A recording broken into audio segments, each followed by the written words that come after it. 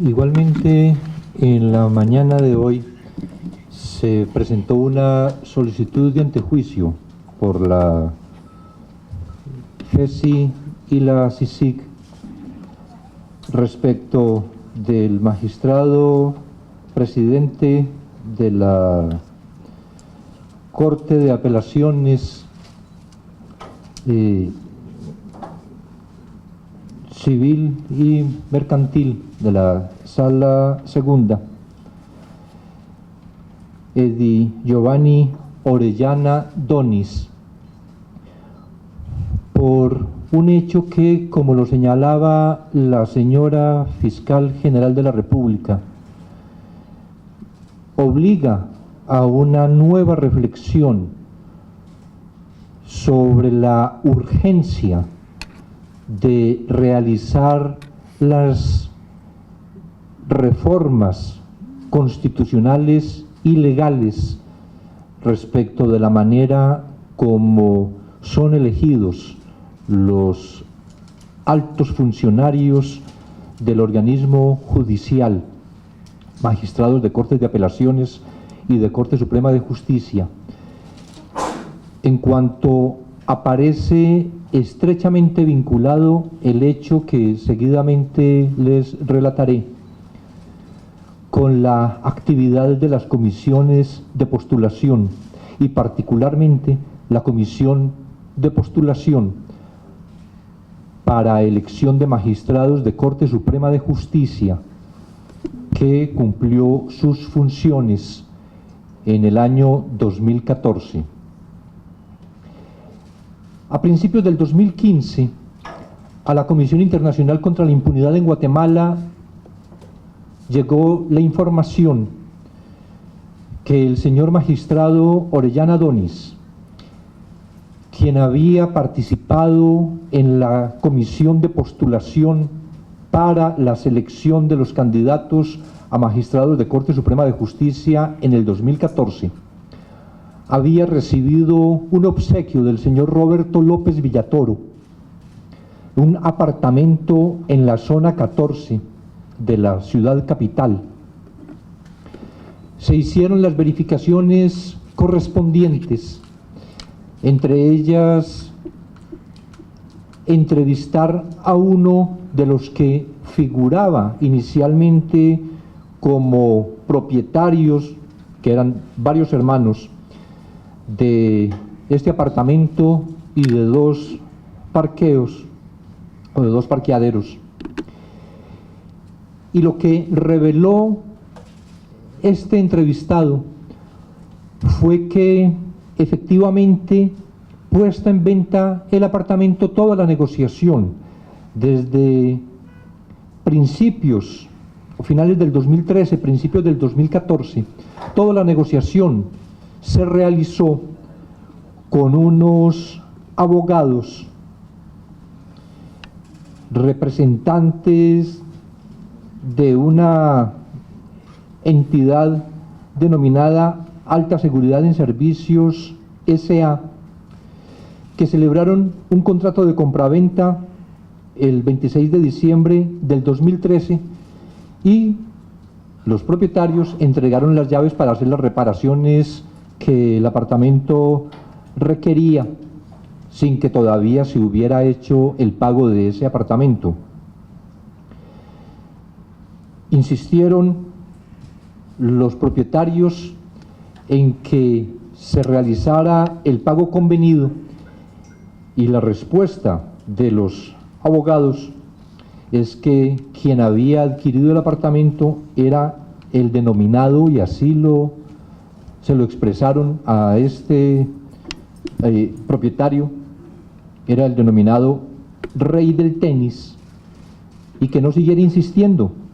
porque algo le podría pasar a él, ya que el rey del tenis era una persona muy poderosa. Siguieron en ese intento durante el 2014 por obtener el pago. Después de muchas vicisitudes que no es del caso ahora comentar, finalmente No obstante que desde principios del 2014 se trasladan a ocupar ese apartamento el magistrado Orellana Donis y su esposa, todavía no se cancela y solo hasta finales de este 2014, principios del 2015, se efectúa finalmente el pago. Pero este pago se hace mediante cheques girados por la empresa Nico S.A., que está claramente vinculada con el señor Sergio Roberto López Villatoro. Y de la cuenta de la que es titular esa empresa vinculada al señor López Villatoro, que se expiden cheques, 3 por valor de $19.000 cada uno y un cuarto cheque por $65.000, provienen de una cuenta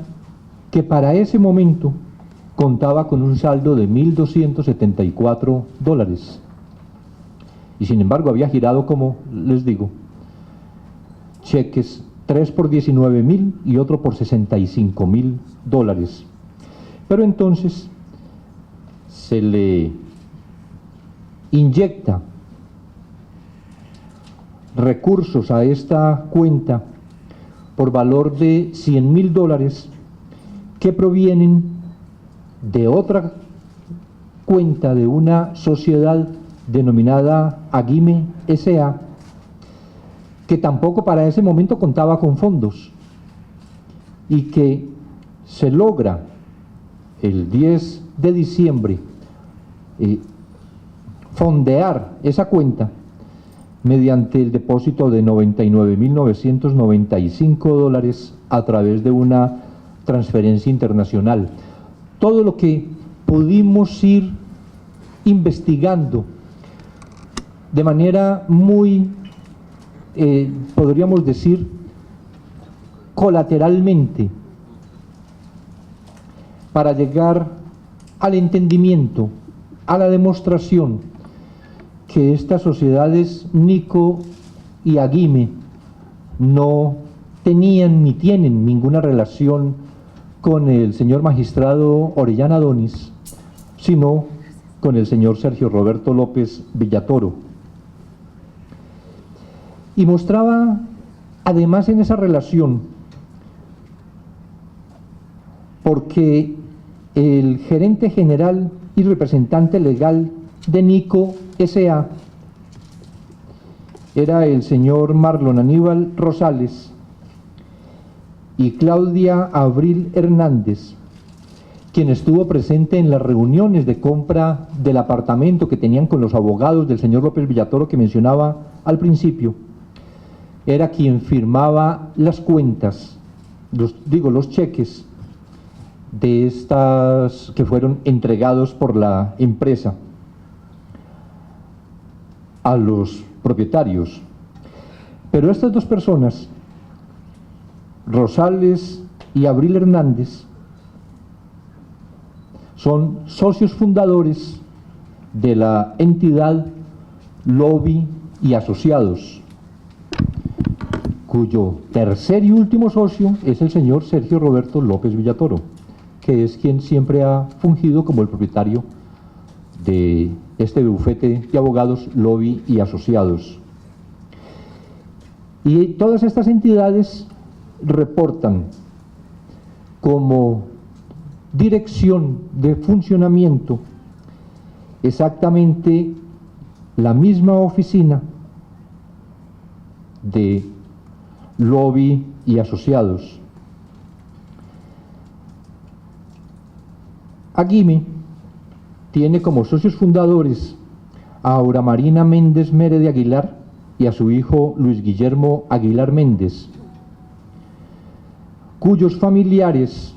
que están identificados, Luis Rodrigo Aguilar, Luis Alfredo Aguilar y otros, contrataron entre octubre y noviembre del 2014 y en enero del 2015, con los servicios de las notarias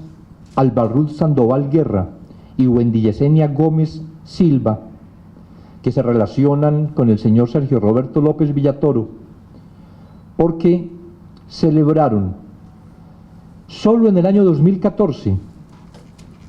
la constitución de más de 9 empresas domiciliadas en el mismo nivel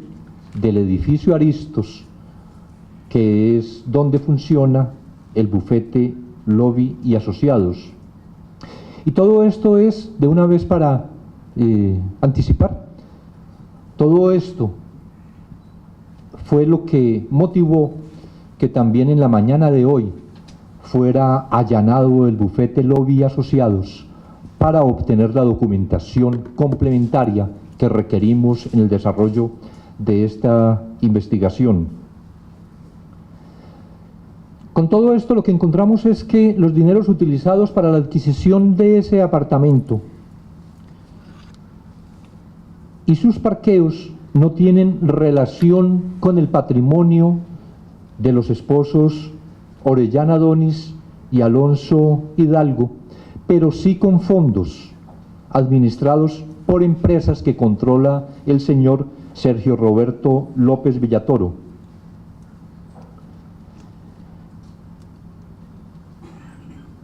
De alguna manera el señor López Villatoro se enteró que veníamos adelantando estas verificaciones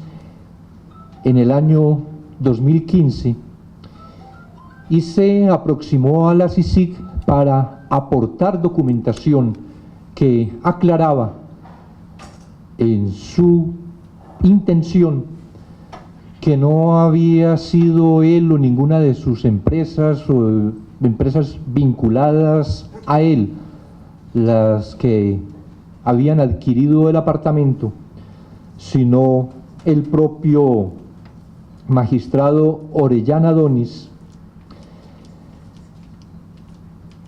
porque no obstante que la empresa Nico efectivamente había realizado los pagos que mencioné ahora, el magistrado Orellana y su esposa estaban gestionando un crédito bancario con garantía hipotecaria que les entregaría el banco Geite Continental. Hubo una constatación respecto de ese préstamo, de acuerdo también con la información suministrada por el señor López Villatoro, y lo que se encontró fue que el 20 de abril del 2015 efectivamente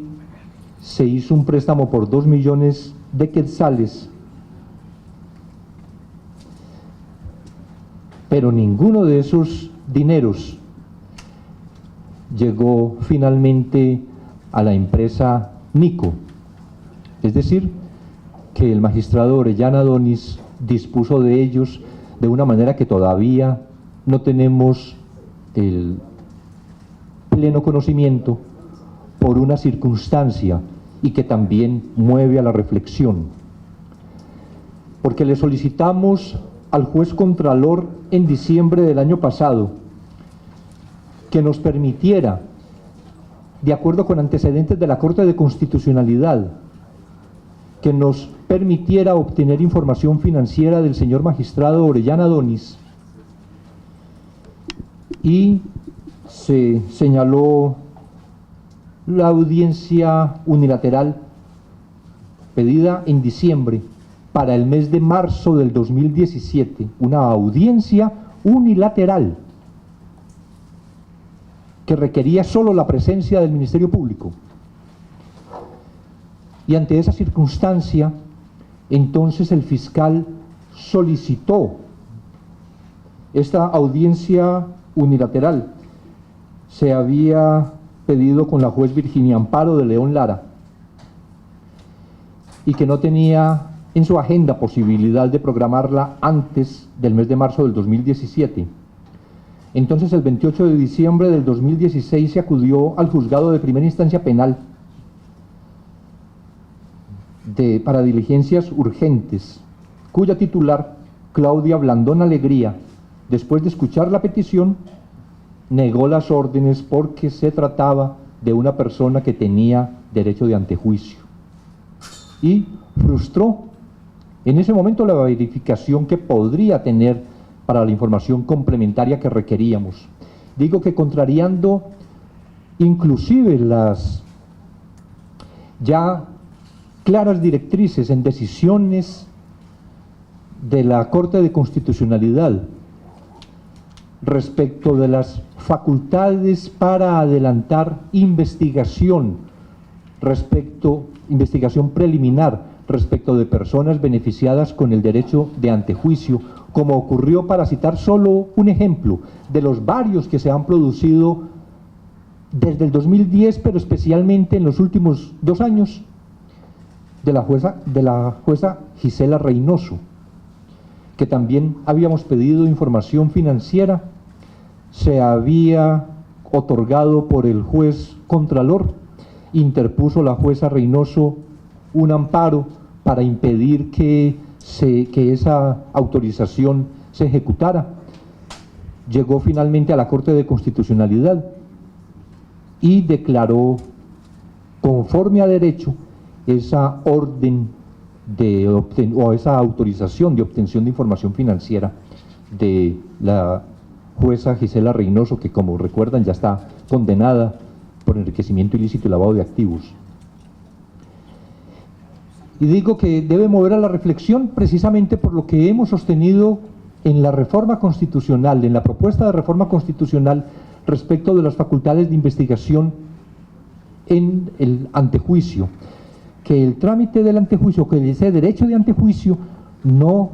debe obstaculizar la posibilidad de realización de investigación preliminar, y que el derecho de antejuicio debe estar reducido en tanto es una garantía para el cumplimiento de la función pública, no es una garantía del funcionario, sino de la función pública, que no puede quedar abruptamente desatendida.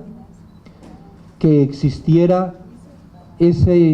claramente en el texto constitucional que el antejuicio es el derecho a no ser privado de libertad, ni sometido a procedimiento penal, ni ser presentado ante los jueces sin que previamente se haya levantado la inmunidad. Decía pues que entonces se negó esa posibilidad de obtener información financiera del señor magistrado Orellana Donis, que esperamos que ahora, con el trámite del antejuicio y con la decisión que esperamos también sea favorable al levantamiento de la inmunidad, podamos continuar con la investigación financiera respecto de este señor magistrado. Pero esto además, claro ya lo que expreso de la relación del apartamento en cuanto a su adquisición de parte del señor López Villatoro, y ahora figurando como propietarios los esposos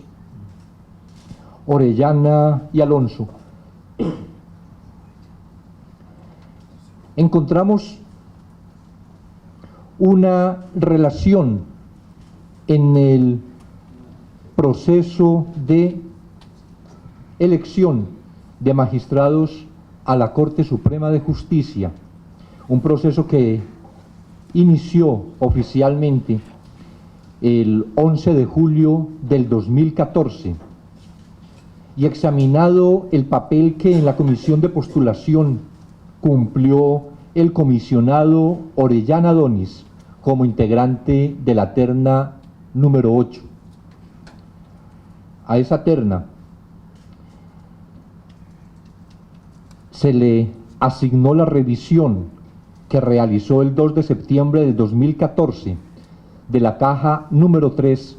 que contenía los expedientes 22 al 32, entre los que se encuentran los actuales magistrados titulares de la Corte Suprema de Justicia, Vitalina Orellana, Silvia Verónica García y José Antonio Pineda, los magistrados suplentes Guillermo Demetrio España y Mario Estuardo Gordillo, y también el exmagistrado Douglas René Charchal Ramos. Después de conocida la etapa de impedimentos y de señalamientos, que continuó el proceso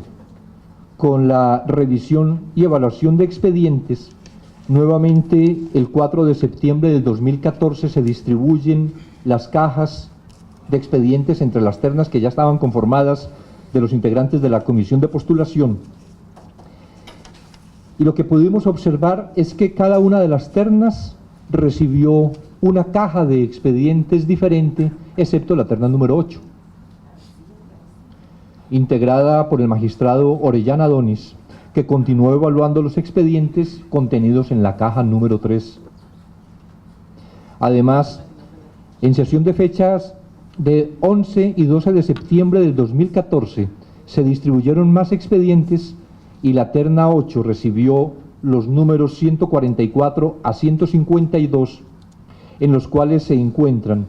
la actual magistrada de la Corte Suprema de Justicia, Silvia Patricia Valdés Quesada, y la magistrada suplente María Consuelo Porras Argueta. De aquí deriva que el magistrado Orellana Donis, como comisionado para la selección de candidatos a la Corte Suprema de Justicia, evaluó y calificó a 8 de los 26 magistrados electos, titulares y suplentes. Y de estos candidatos existen indicios que evidencian una relación de confianza con el abogado Sergio Roberto López Villatoro, entre los cuales se encuentran, por ejemplo, que la actual magistrada de la Corte Suprema, Vitalina Orellana, contrató los servicios de la notaria Alba Ruth Sandoval Guerra para realizar el 13 de mayo del 2014 un acto de identificación de persona a su favor, y también contrató los servicios de la notaria Wendy Yesenia Gómez Silva para celebrar el 30 de marzo del 2015 una compraventa de derechos posesorios de bien inmueble de la que la magistrada fue compradora. Ambas notarias son personas que trabajaban con el abogado Sergio Roberto López Villatoro, que, como mencionaba antes, celebraron, por lo menos en el 2014, la constitución de 9 empresas domiciliadas en la misma oficina del bufete Lobby y Asociados, lo que muestra una relación de confidencia y dependencia que los une. El hecho de que la magistrada Orellana haya utilizado los servicios de 2 notarias vinculadas con el abogado Sergio Roberto López Villatoro, de entre todos los abogados y notarios del país, denota una relación de confianza y cercanía con ellos, que deja entrever la posibilidad de que el abogado López Villatoro haya tenido interés en verla alcanzar la máxima autoridad del organismo judicial. Y como muestra aún de mayor cercanía,